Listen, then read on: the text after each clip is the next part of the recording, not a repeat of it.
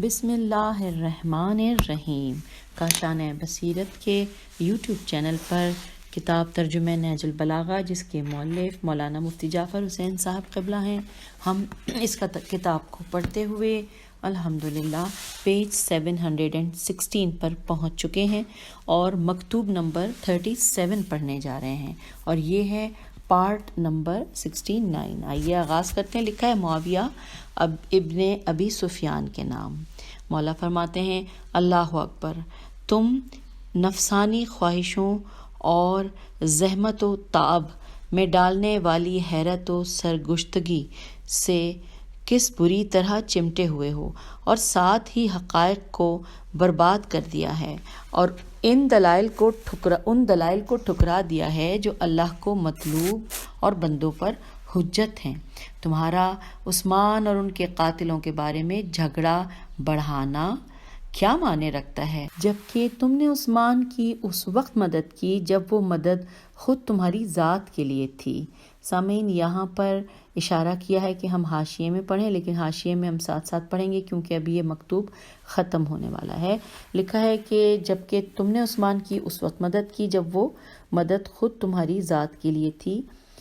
اور اس وقت انہیں بے یار و مددگار چھوڑ دیا کہ جب تمہاری مدد ان کے حق میں مفید ہو سکتی تھی۔ وسلام۔ اور یوں یہ مکتوب نمبر 37 مکمل ہو گیا اور ہم پیج نمبر 717 پر آ گئے ہیں، اور آئیے اب جو حاشیے میں ہم نے پڑھنا تھا اس کو ہم پڑھ لیتے ہیں۔ لکھا ہے کہ اس میں گنجائش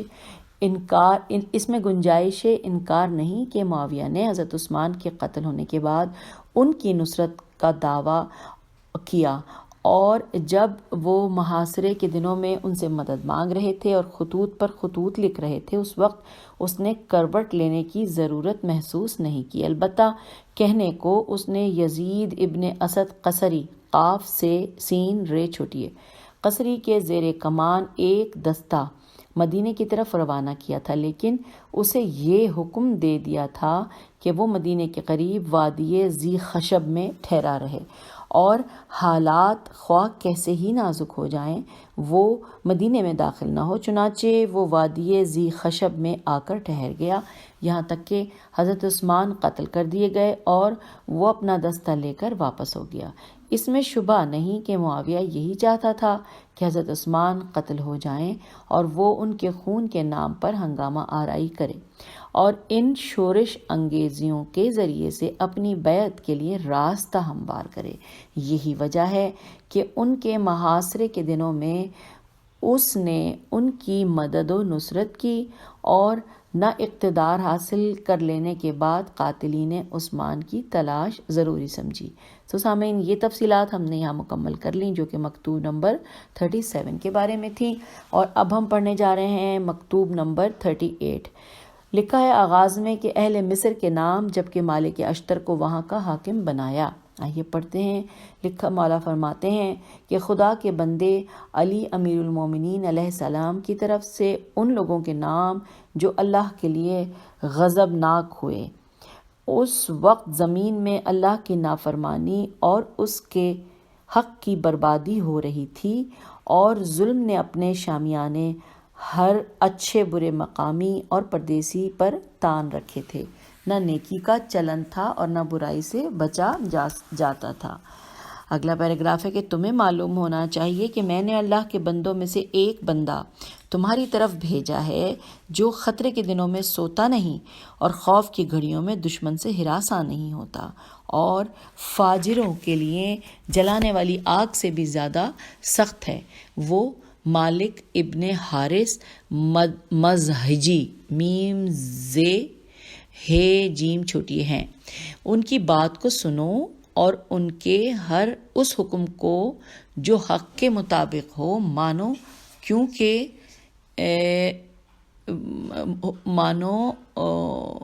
دوبارہ میں یہاں سے پڑھتی ہوں۔ وہ مالک ابن حارث مزہجی ہیں، ان کی بات کو سنو اور ان کے ہر اس حکم کو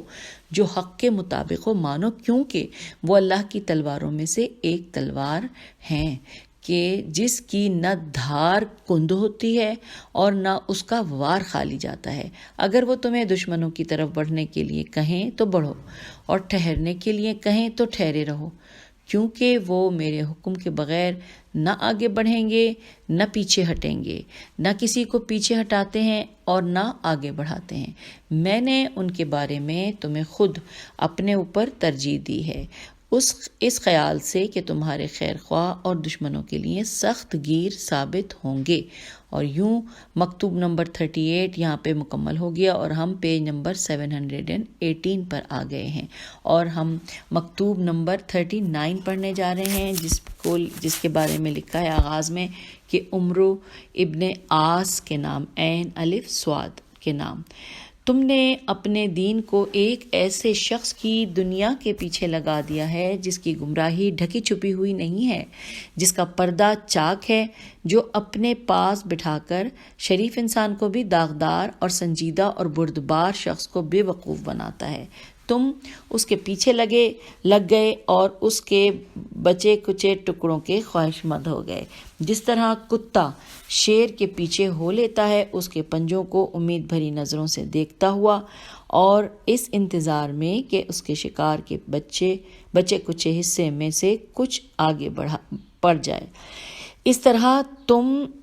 نے اپنی دنیا اور آخرت دونوں کو گنوایا۔ حالانکہ اگر حق کے پابند رہتے تو بھی تم اپنی مراد کو پا لیتے۔ اب اگر اللہ نے مجھے تم پر اور فرزند ابو سفیان پر غلبہ دیا تو میں تم دونوں کو تمہارے کرتوتوں کا مزہ چکھا دوں گا، اور اگر تم میری گرفت میں نہ آئے اور میرے بعد زندہ رہے تو جو تمہیں اس کے بعد درپیش ہوگا وہ تمہارے لیے بہت برا ہوگا۔ وسلام۔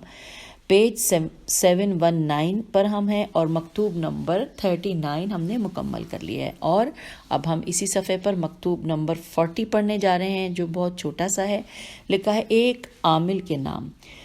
آگے ہے کہ مجھے تمہارے متعلق ایک ایسے امر کی اطلاع ملی ہے کہ تم اس کے مرتکب ہوئے ہو، تو تم نے اپنے پروردگار کو ناراض کیا، اپنے امام کی نافرمانی کی اور اپنی امانت داری کو بھی ذلیل و رسوا کیا۔ مجھے معلوم ہوا ہے کہ تم نے بیت المال کی زمین کو صفا چٹ میدان کر دیا ہے اور جو کچھ تمہارے پاؤں تلے تھا اس پر قبضہ جما لیا ہے، اور جو کچھ تمہارے ہاتھوں میں تھا اسے نوش جان کر لیا ہے تو تم ذرا اپنا حساب مجھے بھیج دو، اور یقین رکھو کہ انسانوں کے حساب فہمی سے اللہ کا حساب کہیں زیادہ سخت ہوگا۔ وسلام۔ یہاں مکتوب 40 مکمل ہوا، اور اب ہم مکتوب 41 پڑھنے جا رہے ہیں جو کہ آغاز تو اسی صفحے سے یعنی پیج 719 سے ہوا ہے لیکن 2 صفحات پر مشتمل ہے۔ آئیے ہم پڑھتے ہیں۔ لکھا ہے ایک عامل کے نام۔ میں نے تمہیں اپنی امانت میں شریک کیا تھا اور تمہیں اپنا بالکل مخصوص آدمی قرار دیا تھا، اور تم سے زیادہ ہمدردی، مددگاری اور امانت داری کے لحاظ سے میرے قوم قبیلے میں میرے بھروسے کا کوئی آدمی نہ تھا۔ لیکن جب تم نے دیکھا کہ زمانہ تمہارے چچا زاد بھائی کے خلاف حملہ آور ہے اور دشمن بپھرا ہوا ہے، امانتیں لٹ رہی ہیں اور امت بے راہ اور منتشر و پراگندہ ہو چکی ہے، تو تم نے بھی اپنے ابن ام سے رخ موڑ لیا۔ پیج 720 پر ہم آ گئے ہیں۔ رخ موڑ لیا اور ساتھ چھوڑ دینے والوں کے ساتھ تم نے بھی ساتھ چھوڑ دیا، اور خیانت کرنے والوں میں داخل ہو کر تم بھی خائن ہو گئے۔ اس طرح نہ تم نے اپنے چچا زاد بھائی کے ساتھ ہمدردی ہی کا خیال کیا، نہ امانت داری کے فرض کا احساس کیا، گویا اپنے جہاد سے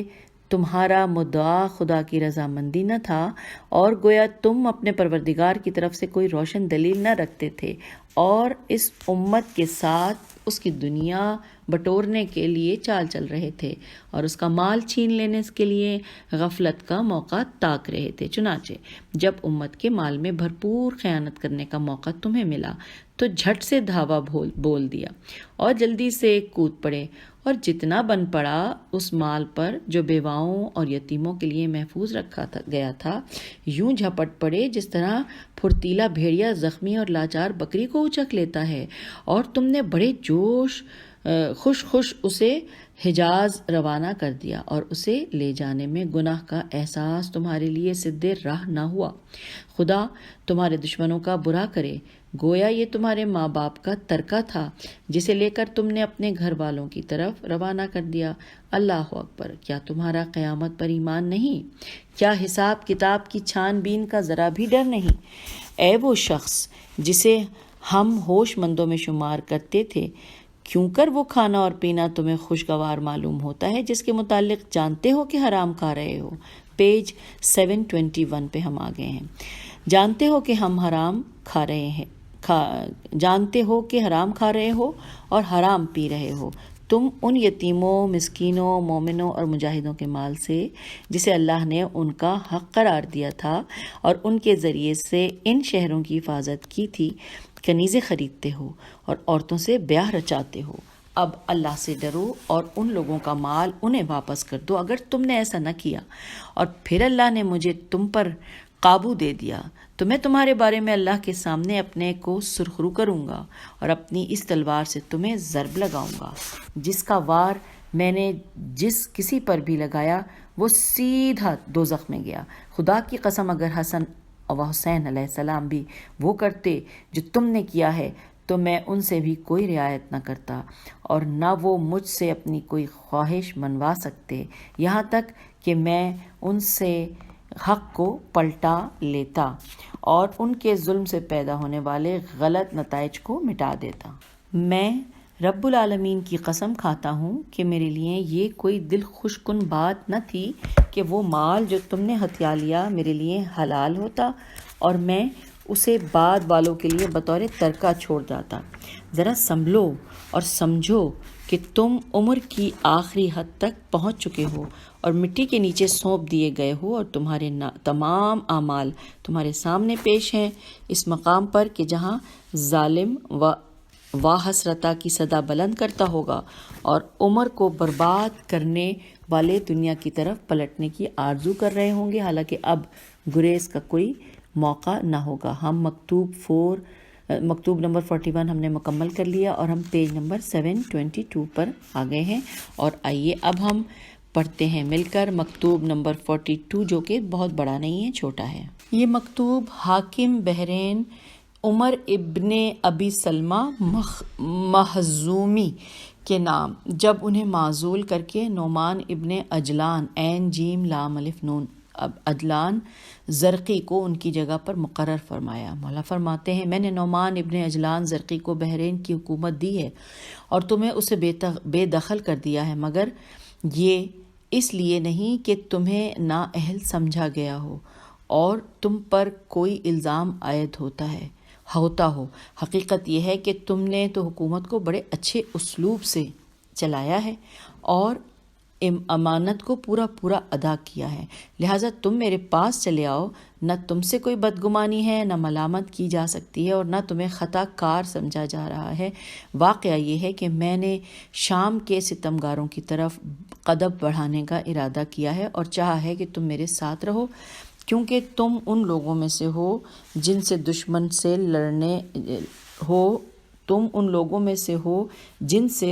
سے لڑنے اور دین کا ستون گاڑنے میں مدد لے سکتا ہوں انشاءاللہ۔ اور یہاں پہ مکتوب 42 ختم ہو گیا اور اب ہم مکتوب نمبر 43 پڑھنے جا رہے ہیں، جس کے بارے میں لکھا ہے مسقلہ، میم صاد قاف لام ہے، مسقلہ ابن حبیرہ شیبانی کے نام، جو آپ علیہ السلام کی طرف سے اردشیر خرا کا حاکم تھا۔ مولا فرماتے ہیں، مجھے تمہارے متعلق ایک ایسے امر کی خبر ملی ہے جو اگر تم نے کیا ہے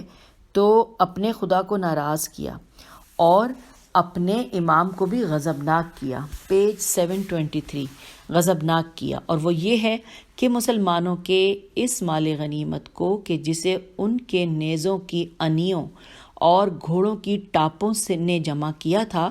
وہ جس پر ان کے خون بہائے گئے تھے،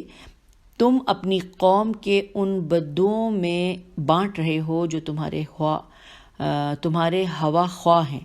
اس ذات کی قسم جس نے دانے کو چیرا اور جاندار چیزوں کو پیدا کیا، اگر یہ صحیح ثابت ہوا تو تم میری نظروں میں ذلیل ہو جاؤ گے اور تمہارا پلہ ہلکا ہو جائے گا۔ اپنے پروردگار کے حق کو سبک نہ سمجھو اور دین کو بگاڑ کر دنیا کو نہ سنوارو، ورنہ عمل کے اعتبار سے خسارہ اٹھانے والوں میں سے ہوگے۔ دیکھو وہ مسلمان جو میرے اور تمہارے پاس ہیں اس مال کی تقسیم میں برابر کے حصے دار ہیں، اسی اصول پر وہ اس مال کو میرے پاس لینے کے لیے آتے ہیں اور لے کر چلے جاتے ہیں۔ یہاں پر مکتوب 43 ختم ہوا۔ مکتوب 44 زیاد ابن ابیہ کے نام۔ جب حضرت کو یہ معلوم ہوا کہ معاویہ نے زیاد کو خط لکھ کر اپنے خاندان میں منسلک کر لینے سے اب اسے چکمہ دینا چاہا ہے تو آپ نے زیاد کو تحریر کیا۔ سامعین، یہاں پہ اس لائن کے اوپر اشارہ ہے، یعنی ہم نے جا کے اس کو پڑھنا ہے حاشیے میں اس کے بارے میں، تو میرے خیال ہے کہ ہم پہلے مکمل کر لیتے ہیں مکتوب، اس کے بعد پڑھ لیں گے۔ مکتوب بھی بہت زیادہ لمبا نہیں ہے، 1 پیج کا ہے، یعنی کہ آدھا پیج کچھ اس صفحے پر ہے 723 پر اور کچھ 724 پر ہے۔ دیکھیں پڑھتے ہیں۔ لکھا ہے، مجھے معلوم ہوا ہے کہ معاویہ نے تمہاری طرف خط لکھ کر تمہاری عقل کو پھسلانا اور تمہاری دھار کو کند کرنا چاہا ہے۔ تم اس سے ہوشیار رہو، کیونکہ وہ شیطان ہے جو مومن کے آگے پیچھے اور دائیں بائیں، پیج 724، دائیں بائیں جانب سے آتا ہے تاکہ اسے غافل پا کر اس پر ٹوٹ پڑے اور اس کی عقل پر چھاپا مارے۔ واقعہ یہ ہے کہ عمر ابن خطاب کے زمانے میں ابو سفیان کے منہ سے بے سوچے سمجھے ایک بات نکل گئی تھی جو شیطانی وسوسوں سے ایک وسوسہ تھی، جس سے نہ نسب ثابت ہوتا ہے اور نہ وارث ہونے کا حق پہنچتا ہے۔ تو جو شخص اس بات کا سہارا کر بیٹھے وہ ایسا ہے جیسے بزم میں نوشی میں بن بلائے آنے والا کہ اسے دھکے دے کر نکال باہر کیا جاتا ہے، یا زینے فرس پر میں لٹکے ہوئے اس پیالے کے مانند جو ادھر سے ادھر تھرکتا رہتا ہے۔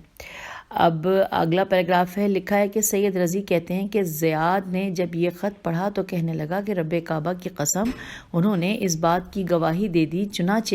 یہ چیز اس کے دل میں رہی یہاں تک کہ معاویہ نے اس کے اپنے بھائی ہونے کا ادعا، الف دال پہ تشدید ہے اور عین الف کر دیا۔ امیر المومنین علیہ السلام نے جو لفظ الواغل، الف لام واو الف غین لام فرمائی ہے تو یہ اس شخص کو کہتے ہیں کہ جو مے خواروں کی مجلس میں بن بلائے پہنچ جائے تاکہ ان کے ساتھ پی سکے، حالانکہ وہ ان میں سے نہیں ہوتا، جس کی وجہ سے ایسا شخص ہمیشہ دھتکارا اور روکا جاتا ہے۔ اور النوت المذیب، لکڑی کے پیالے یا لیکن یہ میں ورڈ دوبارہ پڑھتی ہوں، النوت المذیب، لکڑی کے پیالے یا جام یا اس سے ملتے جلتے ظرف کو کہا جاتا ہے جو مسافر کے سامان سے بندھا رہتا ہے، اور جب سواری کو چلاتا اور تیز ہنکاتا ہے تو وہ برابر ادھر سے ادھر جنبش کھاتا رہتا ہے۔ اب سامعین، اب ہمارے پاس ہم نے مکتوب 44 پڑھ کے علامہ رضی کی گفتگو بھی پڑھ لی، اور لیکن حاشیے میں جو اشارہ تھا پڑھنے کا اب ہم وہ پڑھنے جا رہے ہیں، پیج 725 پر۔ حضرت عمر نے زیاد کو یمن کی ایک مہم پر روانہ کیا۔ جب وہ اس مہم کو سر کرنے کے بعد پلٹا تو ایک اجتماع میں کہ جس میں امیر المومنین علیہ السلام، حضرت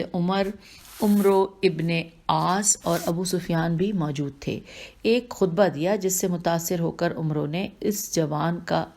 نے کہا، اب یہ اس کا 2 جملے ہیں، ترجمہ ہے کہ اس جوان کا کیا کہنا کہ اگر یہ قریش میں سے ہوتا تو تمام عرب کو اپنے عصا سے ہنکا لے جاتا۔ یہاں پہ یہ گفتگو ختم ہو گئی۔ آگے لکھا ہے، جس پر ابو سفیان نے کہا کہ یہ قریش ہی کا ایک فرد ہے اور میں جانتا ہوں کہ اس کا باپ کون ہے۔ عمرو ابن عاص نے پوچھا کہ وہ کون ہے؟ کہا کہ وہ میں ہوں۔ چنانچہ تاریخ اس پر متفق ہے کہ زیاد کی ماں سمیہ، جو حارث ابن کلدہ کاف لام دال ہے، کی کنیز اور عبید نامی ایک غلام کے نکاح میں تھی۔ طائف کے محلے حارۃ البغایا میں بدنام زندگی گزارتی تھی اور اخلاق باختہ لوگ اس کے یہاں آیا جایا کرتے تھے۔ چنانچہ ایک مرتبہ ابو سفیان بھی ابو مریم سلولی سین لام واو لام چھوٹی ہے سلولی کے ذریعے اس کے یہاں پہنچ گیا، جس کے نتیجے میں زیاد کی ولادت ہوئی۔ بہرحال جب عمرو نے ابو سفیان کی زبانی یہ سنا تو اس نے کہا کہ پھر اسے ظاہر کیوں نہیں کرتے؟ اس نے حضرت عمر کی طرف اشارہ کرتے ہوئے کہا کہ مجھے ان کا ڈر ہے، ورنہ آج اسے اپنا بیٹا قرار دے دیتا۔ اگرچہ اسے یہ جرت نہ ہوئی، مگر معاویہ کو جب اقتدار حاصل ہوا تو اس نے اس سے خط و کتابت کا سلسلہ شروع کر دیا، کیونکہ معاویہ کو تو ایسے لوگوں کی ضرورت تھی ہی کہ جو ہوشیار اور زیرک اور جوڑ توڑ کرنے میں ماہر ہوں۔ باہر صورت جب امیر المومنین علیہ السلام کو اس خط و کتابت کی اطلاع ہوئی تو آپ نے زیاد کو یہ خط لکھا، جس میں اسے معاویہ کے ورغلانے سے خبردار کیا تاکہ وہ اس کے فریب میں نہ آئے، مگر وہ اس کے بہکانے میں آ گیا اور معاویہ سے جا کر مل گیا اور اس نے اسے اپنا بھائی قرار دے کر نسبی اعتبار سے ملحق کر لیا۔ حالانکہ پیغمبر اکرم صلی اللہ علیہ وآلہ وسلم کا ارشاد ہے، ترجمہ: بچہ شوہر کا متصور ہوگا اور زانی کے لیے سنگساری و محرومی ہے۔ تو یہ ہم نے مکتوب نمبر 44 کے بارے میں جو بھی معلومات تھیں پڑھنی، اور اب ہم اسی صفحے پر مکتوب نمبر 45 پڑھنے جا رہے ہیں۔ لکھا ہے، جب حضرت کو یہ خبر پہنچی کہ والی بصرہ عثمان ابن حنیف کو وہاں کے لوگوں نے کھانے کی دعوت دی ہے اور وہ اس میں شریک ہوئے ہیں تو انہیں تحریر فرمایا۔ مولا فرماتے ہیں کہ اے ابن حنیف، مجھے یہ اطلاع ملی ہے کہ بصرے کے جوانوں میں سے ایک شخص نے تمہیں کھانے پر بلایا اور تم لپک کر پہنچ گئے کہ رنگ رنگ کے عمدہ کھانے تمہارے لیے چن چن کر لائے جا رہے تھے اور بڑے بڑے پیالے تمہاری طرف بڑھائے جا رہے تھے۔ مجھے امید نہ تھی، پیج 726، مجھے امید نہ تھی کہ تم ان لوگوں کی دعوت قبول کر لو گے کہ جن کے یہاں سے فقیر و نادار دھتکارے گئے ہوں اور دولت مند مدعو ہوں۔ جو لقمے چباتے ہو انہیں دیکھ لیا کرو، اور جس کے متعلق شبہ بھی ہو اسے چھوڑ دیا کرو، اور جس کے پاک و پاکیزہ طریق سے حاصل ہونے کا یقین ہو اس میں سے کھاؤ۔ اگلا پیراگراف ہے کہ تمہیں معلوم ہونا چاہیے کہ ہر مقتدی کا ایک پیشوا ہوتا ہے جس کی وہ پیروی کرتا ہے اور جس کے نور علم سے کسب ضیاء کرتا ہے۔ دیکھو، تمہارے امام کی حالت تو یہ ہے کہ اس نے دنیا کے ساز و سامان میں سے 2 پھٹی پرانی چادروں اور کھانے میں سے 2 روٹیوں پر قناعت کر لی ہے۔ میں مانتا ہوں کہ تمہارے بس کی یہ بات نہیں، لیکن اتنا تو کرو کہ پرہیزگاری، سعی و کوشش، پاک دامنی اور سلامت روی میں میرا ساتھ دو۔ خدا کی قسم، میں نے تمہاری دنیا سے سونا سمیٹ کر نہیں رکھا اور نہ اس کے مال و متاع میں سے انبار جمع کر رکھے ہیں، اور نہ ان پرانے کپڑوں کے بدلے میں جو پہنے ہوئے ہوں کوئی پرانا کپڑا میں نے مہیا کیا ہے۔ بے شک اس آسمان کے سائے تلے لے دے کر ایک فدق ہمارے ہاتھوں میں تھا۔ سامعین، جہاں پہ یہ بات لکھی ہے یہاں پر اشارہ ہے کہ ہمیں حاشیے میں پڑھنا ہے، اور وہ حاشیہ ہم یقیناً بعد میں پڑھیں گے کیونکہ یہ مکتوب تھوڑا بڑا ہے۔ ہو سکتا ہے کہ حاشیہ پڑھنے کے لیے ہمیں اگلی ہی آڈیو کی طرف جانا پڑے، لیکن چلیے پہلے ہم مکتوب کو ختم کرتے ہیں۔ لکھا ہے کہ بے شک اس آسمان کے سایہ تلے لے دے کر ایک فدق ہمارے ہاتھوں میں تھا، اس پر بھی کچھ لوگوں کے منہ سے رال ٹپکی اور دوسرے فریق نے اس کے جانے کی پرواہ نہ کی، اور بہترین فیصلہ کرنے والا اللہ ہے۔ بھلا میں فدق یا فدق کے علاوہ کسی اور چیز کو لے کر کروں گا کیا، جبکہ نفس کی منزل کل قبر قرار پانے والی ہے کہ جس کی اندھیاریوں میں اس کے نشانات مٹ جائیں گے۔ پیج 727، اور مٹ جائیں گے اور اس کی خبریں ناپید ہو جائیں گی۔ وہ تو ایک ایسا گھڑا ہے کہ اگر اس کا پھیلاؤ بڑھا بھی دیا جائے اور گورکن کے ہاتھ سے اسے کشادہ بھی رکھیں، جب بھی پتھر اور کنکر اس کو تنگ کر دیں گے اور مسلسل مٹی کے ڈالے جانے سے اس کی دراڑیں بند ہو جائیں گی۔ میری توجہ تو صرف اس اس طرف ہے کہ میں تقوی الہی کے ذریعے اپنے نفس کو بے قابو نہ ہونے دوں، تاکہ اس دن کے جب خوف حد سے بڑھ جائے گا وہ مطمئن رہے اور پھسلنے کی جگہوں پر مضبوطی سے جمع رہے۔ اگر میں چاہتا ہوں تو صاف ستھرے شہد، عمدہ گیہوں اور ریشم کے بنے ہوئے کپڑوں کے لیے ذرائع مہیا کر سکتا تھا، لیکن ایسا کہاں ہو سکتا ہے کہ خواہشیں مجھے مغلوب بنا لیں اور حرص مجھے اچھے اچھے کھانوں کے چن لینے کی دعوت دے، جبکہ حجاز و یمامہ میں شاید ایسے لوگ ہوں کہ جنہیں ایک روٹی کے ملنے کی بھی آس نہ ہو اور انہیں پیٹ بھر کر کھانا کبھی نصیب نہ ہو۔ کیا میں شکم سیر ہو کر پڑا رہا کروں، درحالہ کہ میرے گرد و پیش بھوکے پیٹ اور پیاسے جگر تڑپتے ہوں، یا میں ویسا ہو جاؤں جیسا کہنے والے نے کہا ہے کہ تمہاری بیماری سے کیا کم ہے کہ تم پیٹ بھر کر لمبی تان لو اور تمہارے گرد کچھ ایسے جگر ہوں جو سوکھے چمڑے کو ترس رہے ہوں۔ کیا میں اسی میں مگن رہوں کہ مجھے امیر المومنین کہا جاتا ہے، مگر میں زمانے کی سختیوں میں مومنوں کا شریک و ہمدم اور زندگی کی بدمزگیوں میں ان کے لیے نمونہ نہ بنوں؟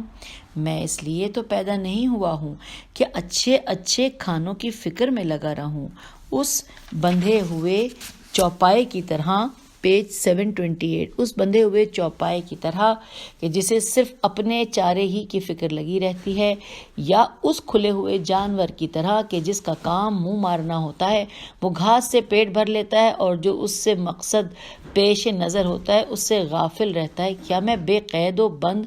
چھوڑ دیا گیا ہوں؟ سوالیہ نشان۔ یا بیکار کھلے بندوں رہا کر دیا گیا ہوں کہ گمراہی کی رسیوں کو کھینچتا رہوں اور بھٹکنے کی جگہوں میں منہ اٹھائے پھرتا رہوں؟ میں سمجھتا ہوں تم میں سے کوئی کہے گا کہ جب ابن ابی طالب کی خوراک یہ ہے تو ضعف و ناتوانائی نے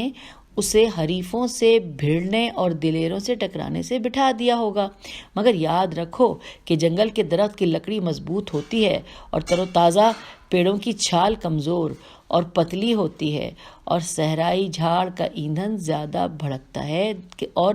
دیر میں بجھتا ہے۔ مجھے رسول اکرم صلی اللہ علیہ وآلہ وسلم سے وہی نسبت ہے کہ جو ایک ہی جڑ سے پھوٹنے والی دو شاخوں کو ایک دوسرے سے اور کلائی کو بازو سے ہوتی ہے۔ خدا کی قسم اگر تمام عرب ایکا کر کے مجھ سے بھڑنا چاہیں تو میں میدان چھوڑ کر پیٹھ نہ دکھاؤں گا اور موقع پاتے ہی ان کی گردنیں دبوچ لینے کے لیے لپک کر آگے بڑھوں گا اور کوشش کروں گا کہ اس الٹی کھوپڑی والے بے ہنگم ڈھانچے یعنی معاویہ بریکٹ میں لکھا ہے سے زمین کو پاک کر دوں تاکہ کھلیان کے دانوں سے کنکر نکل جائے۔ اگلا پیراگراف ہے، لکھا ہے کہ اے دنیا میرا پیچھا چھوڑ دے، تیری باغ دوڑ تیرے کاندھے پر ہے، میں تیرے پنجوں سے نکل چکا ہوں، تیرے پھندوں سے باہر ہو چکا ہوں اور تیری پھسلنے کی جگہوں پر میں بڑھنے سے قدم روک رکھے ہیں۔ پیج 729۔ قدم روک رکھے کہاں ہیں وہ لوگ جنہیں تو نے کھیل تفریح کی باتوں سے چکمے دیے؟ کدھر ہیں وہ جماعتیں جنہیں تو نے اپنی آرائشوں سے ورغلائے رکھا؟ اور سوالیہ نشان۔ اور وہ قبروں میں جکڑے ہوئے خاک لحد میں دبکے پڑے ہیں۔ اگر تو دکھائی دینے والا مجسمہ اور سامنے آنے والا ڈھانچہ ہوتی تو بخدا میں تجھ پر اللہ کی مقرر کی ہوئی حدیں جاری کرتا کہ تو نے بندوں کو امیدیں دلا دلا کر بہکایا، قوموں کی قوموں کو ہلاک کر کے گڑھوں میں لا پھینکا اور تاجداروں کو تباہیوں کے حوالے کر دیا اور سختیوں کے گھاٹ پر لا اتارا، جس پر اس کے بعد نہ سیراب ہونے کے لیے اترا جائے گا اور نہ سیراب ہو کر پلٹا جائے گا۔ پناہ بخدا جو تیری پھسلن پر قدم رکھے گا وہ ضرور پھسلے گا، جو تیری موجوں پر سوار ہوگا وہ ضرور ڈوبے گا، اور جو تیرے پھندوں سے بچ کر رہے گا وہ توفیق سے ہمکنار ہوگا۔ تجھ سے دامن چھڑا لینے والا پرواہ نہیں کرتا اگرچہ دنیا کی وسعتیں اس کے لیے تنگ ہو جائیں، اس کے نزدیک تو دنیا ایک دن کے برابر ہے کہ جو ختم ہوا چاہتا ہے۔ مجھ سے دور ہو، میں تیرے قابو میں آنے والا نہیں کہ تو مجھے ذلتوں میں جھونک دے، اور نہ میں تیرے سامنے اپنی باگ ڈھیلی چھوڑنے والا ہوں کہ تو مجھے ہکا لے جائے۔ میں اللہ کی قسم کھاتا ہوں، ایسی قسم جس میں اللہ کی مشیت کے علاوہ کسی چیز کا استثناء نہیں کرتا، کہ میں اپنے نفس کو ایسا سدھاؤں گا کہ وہ کھانے میں ایک روٹی کے ملنے پر خوش ہو جائے اور اس کے ساتھ صرف نمک پر قناعت کر لے، اور اپنی پیج 730 اور اپنی آنکھوں کا سوتا اس طرح خالی کر دوں گا جس طرح وہ چشمہ آب جس کا پانی تہہ نشین ہو چکا ہے۔ کیا جس طرح بکریاں پیٹ بھر لینے کے بعد سینے کے بل بیٹھ جاتی ہیں اور سیر ہو کر اپنے باڑے میں گھس جاتی ہیں، اسی طرح علی بھی اپنے پاس کھانا کھا لے اور بس سو جائے، اس کی آنکھیں بے نور ہو جائیں اگر وہ زندگی کے طویل سال گزارنے کے بعد کھلے ہوئے چوپایوں اور چرنے والے جانوروں کی پیروی کرنے لگے۔ اگلا پیراگراف ہے جو آخری پیراگراف ہے اس مکتوب کا، لکھا ہے: خوشا نصیب اس شخص کے کہ جس نے اللہ کے فرائض کو پورا کیا، سختی اور مصیبت میں صبر کیے پڑا رہا، راتوں کو اپنی آنکھوں کو بیدار رکھا، اور جب نیند کا غلبہ ہوا تو ہاتھ کو تکیہ بنا کر ان لوگوں کے ساتھ فرش خاک پر پڑا رہا کہ جن کی آنکھیں خوف حشر سے بیدار، پہلو بچھونوں سے الگ، اور ہونٹ یاد خدا میں زمزمہ سنج رہتے ہیں۔ سین نون جیم لکھا ہے، میرے خیال ہے اسی طرح ہے، زمزمہ سج رہتے ہیں، یا یہ بھی ہو سکتا ہے، اور کثرت استغفار سے جن کے گناہ چھٹ گئے ہیں، یعنی اللہ کا گروہ ہے اور بے شک اللہ کا گروہ ہی کا کامران ہونے والا ہے۔ اے ابن حنیف، اللہ سے ڈرو اور اپنی ہی روٹیوں پر قناعت کرو تاکہ جہنم کی آگ سے چھٹکارا پا سکو۔ سامعین، یہ ہم نے یہاں پر اب جو ہم نے ابھی کچھ دیر پہلے جو آخری مکتوب 45 جس کا آغاز کیا تھا وہ مکمل ہو گیا، لیکن اس میں ایک جگہ جہاں پہ باغ فدق کا ذکر تھا، ہمیں حاشیے میں پڑھنے کے لیے کہا تھا، وہ ہم اب پڑھیں گے، لیکن اس کو میں ابھی یہ دیکھ رہی ہوں کہ وہ تقریباً 5 صفحات پر مشتمل ہے، جو کہ ہم اس آڈیو میں مکمل نہیں کر سکیں گے، تو انشاءاللہ ہم اگلے آڈیو میں اس کی تفصیلات کو پڑھتے ہیں۔ مجھے بھی بہت شوق ہو رہا ہے اور یقیناً آپ کو بھی ہوگا۔ خدا حافظ، فی امان اللہ۔